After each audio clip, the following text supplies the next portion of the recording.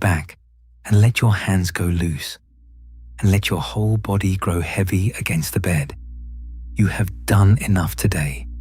You have done enough, in fact, for a very long while. So let it all go, just for now, and let this quiet story carry you, the way a slow river carries a leaf all the way down into sleep. At the soft and final edge of everything, where the last of the land gives way, there is a river. It is very wide and very slow and very quiet. Its water is dark and smooth as glass, and a low mist drifts always across it, so that you cannot quite see the other side, and it moves without any hurry at all toward a place that everyone, in the end, is carried to. And there is a ferryman who works that river. He is old, older than the river itself, some say, and he is in no hurry about anything because he has all the time there has ever been. He stands at the back of a long wooden boat with a single pole and a lantern hung at the bow, and his whole work, his only work, is this: to carry across gently whoever comes down to the water's edge. He has done it for longer than there have been years to number, and he has never once lost a passenger, and he has never once been in a rush. And the people who come down to his river come so often the same way.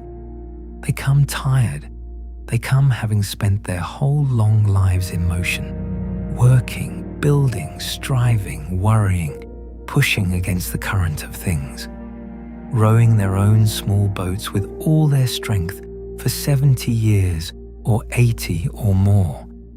And they arrive at the ferryman's river still gripping their oars, still braced to row, still ready, out of a lifetime of habit, to fight their own way across. Let me tell you about one of them. There came down to the water one evening a man who had worked hard every day of his life. He had carried his family and his worries and his whole heavy world on his own two shoulders for as long as he could remember, and he did not know how to do anything else. And when he saw the wide, dark river and the long boat, his first thought, his only thought, was that he must find a way to row across it himself. He looked about for oars. He braced his tired arms. He was afraid, and being afraid, he did the thing he had always done with fear. He got ready to work, and the ferryman watched him with great kindness, the way he had watched 10,000 others do the very same thing. And he did not scold him, and he did not rush him. He simply held out his hand, and he helped the tired man down into the boat. And he said to him the thing he says to every soul who comes to his river still trying to row. He said, "You have rowed your whole life.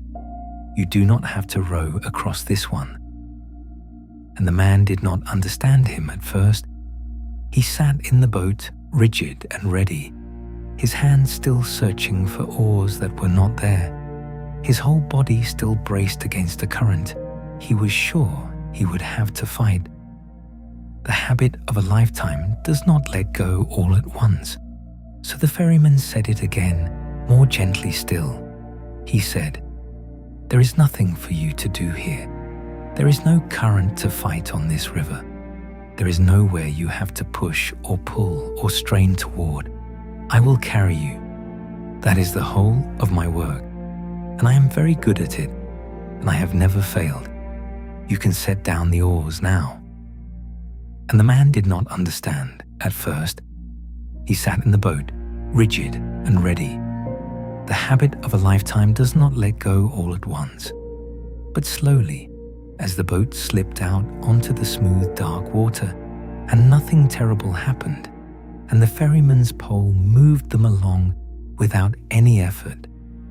The man began to understand that it was true, that there was nothing he needed to do, that for the first time in his whole long, laboring life, he was allowed simply to be carried, and his braced shoulders came down, and his searching hands went still in his lap, and he let out a breath that he felt as though he had been holding for 80 years, and in that letting go, he found a rest deeper than any he had ever known, because the river was gentle.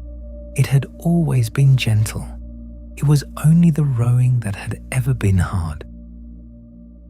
All those years he had spent fighting currents, it turned out, the river had been ready the whole time to simply carry him, if only he had been able to let it.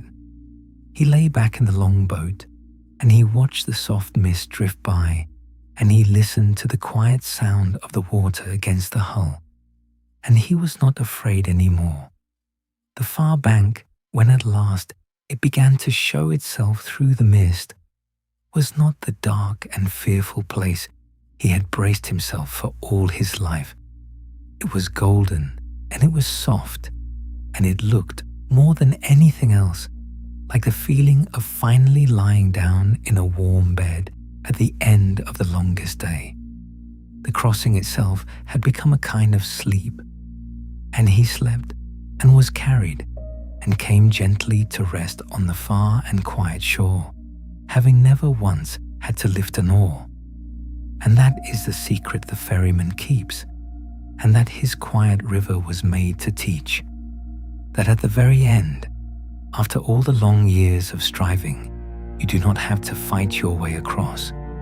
You are not meant to. The work is over. You are allowed to stop. You can set down everything you have carried for so long and lie back and let yourself be carried gently the rest of the way by something older and surer and kinder than your own tired arms.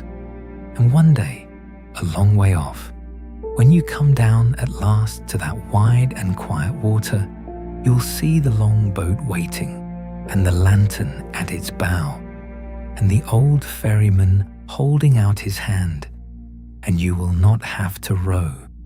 You will only have to climb in and set down the oars you have carried your whole life and lie back and rest while you are carried gently home, across the gentlest river there has ever been. But that crossing is far away, and it is not for tonight. Tonight, you are only here, in your own warm bed, on the near and solid shore, with nothing at all that you have to row toward, and nothing you have to carry, and nowhere you have to be. Tonight, you are simply allowed to set down the day and be still and rest. So let the wide river grow soft and far away. Let the mist drift and the quiet water move, and let your own hands lie open and empty and at peace. There is nothing for you to row tonight. You can let yourself be carried gently down into sleep.